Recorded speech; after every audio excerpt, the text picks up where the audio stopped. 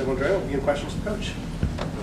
Talking always about how the team responds when they're disappointing loss. I guess what has the bounce back been over the last couple of days? Yeah, it's been a good response by our guys. That obviously we watched every one of those offensive rebounds on film that whatever it was Thursday when we got back in the gym, and then our guys came out and really had a good hard physical practice. We backed off today. We didn't go as long, but we still had some physicality. We just felt like if we have any chance, we have to find a way to finish off possessions. You give the team, they had 76 attempts to our 59 in that game. That's hard to win. Not only the offensive rebounds, but the sloppiness and the turnovers. A lot of that had to do with Purdue. They do a great job with their deflections, but we had a lot of unforced ones as well. So just things we need to clean up. We addressed, really worked at it here these last couple days, and now we got to carry that over into this game. And obviously the start, you got to dig yourself a double-digit hole before the first media timeout, and imperative in these early games. We talk a lot about that with our team. The team that gets off to the fast start in these early contests generally ends up on top.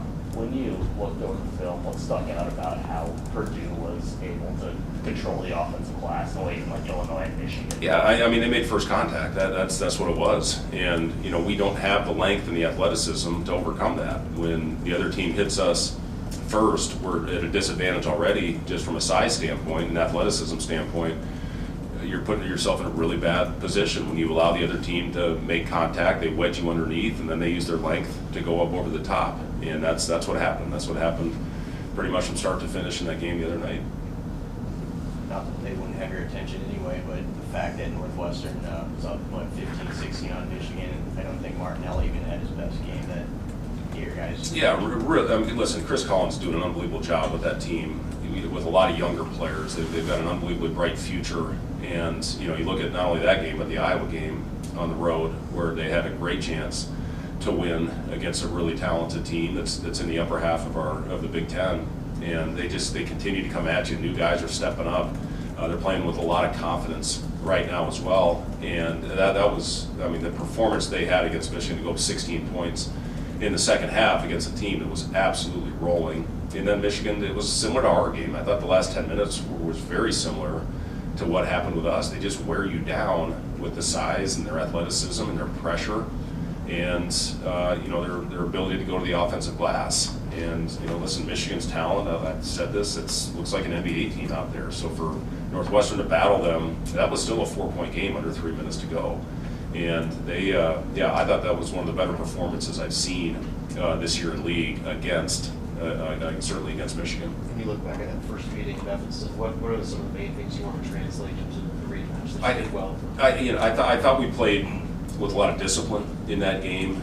I thought we kept making the right plays. Got the ball to the right guys, and I thought defensively as the game went on, from a physicality standpoint, in the first half, Martinelli he had 5 offensive rebounds at halftime, and I don't think he had one in the second half. That was important for us, and I thought we did a good job. They take care of the ball better than anybody in the country when you look at their turnover percentage. So if you can get some of those and get some of those deflections and get out on the break, certainly that's going to help your offense. But I just thought our activity level in that game was exactly where it needed to be, and we need to duplicate that again tomorrow. How is Northwestern different in the past month? I guess slightly different starting line of how they evolve. Yeah, they are. They're starting different. They're very dynamic, I would say, in the backcourt. Those two guys are really playing with a high level of confidence. That to me is the biggest thing. And Singleton is got great physicality with the way he's playing. I thought Page was unbelievable in that game against Michigan. I thought his physicality, the way he battled Michigan's bigs was unbelievably impressive. So, I just think that the confidence that they're bringing into this game, not that they weren't confident the first time, but they've shown they can compete against anybody. He had a great win on the road at USC against one of the most talented rosters in our league. So they're playing really good right now. How's Leo progressing? Is he someone that can help on that rebounding? Yeah, Leo's doing well. He got some work in. He will not play tomorrow. We're really working towards getting him ready for next week, whether it's Iowa or Penn State. But he got a good day of work in.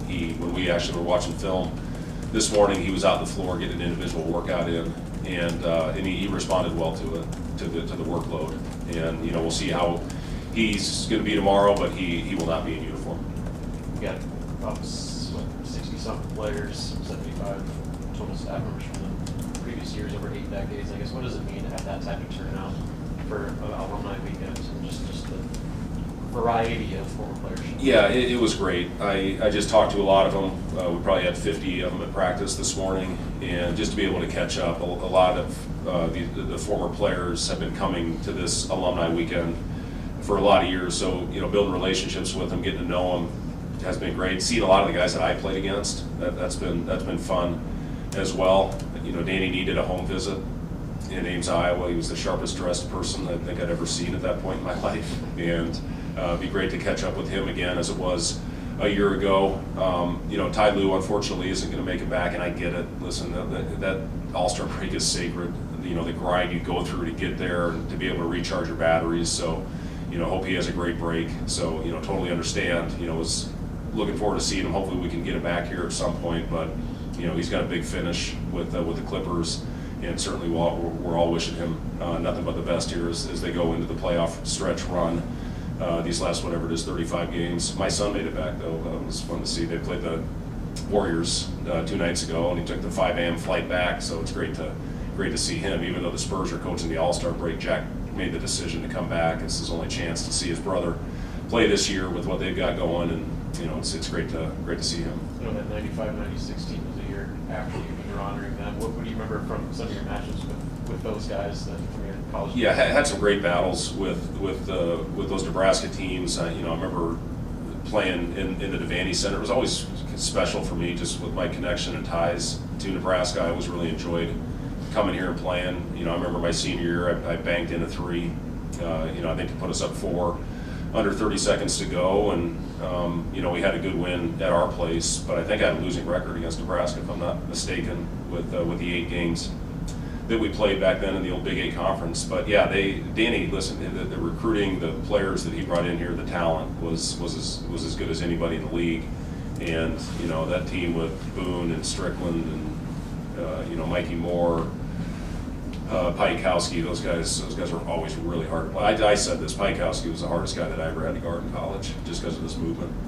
Yeah, there were 5 current players on this team. Their win saw Nick Janowski last night playing Omaha. What does that say about the culture you've built in the last couple of years? Yeah, I think it's really cool that those guys went down there and spent some time. We're able to see Nick before. Nick's having a great year. We're all very happy for him, and he was really good for us last year. And I think if you talk to Nick, he would let you know how important that year was in our system and the development, and how that has carried over to the success that he's having at St. Thomas. But yeah, for our guys to go down there, I think that speaks volumes about our program and how tight-knit our guys are.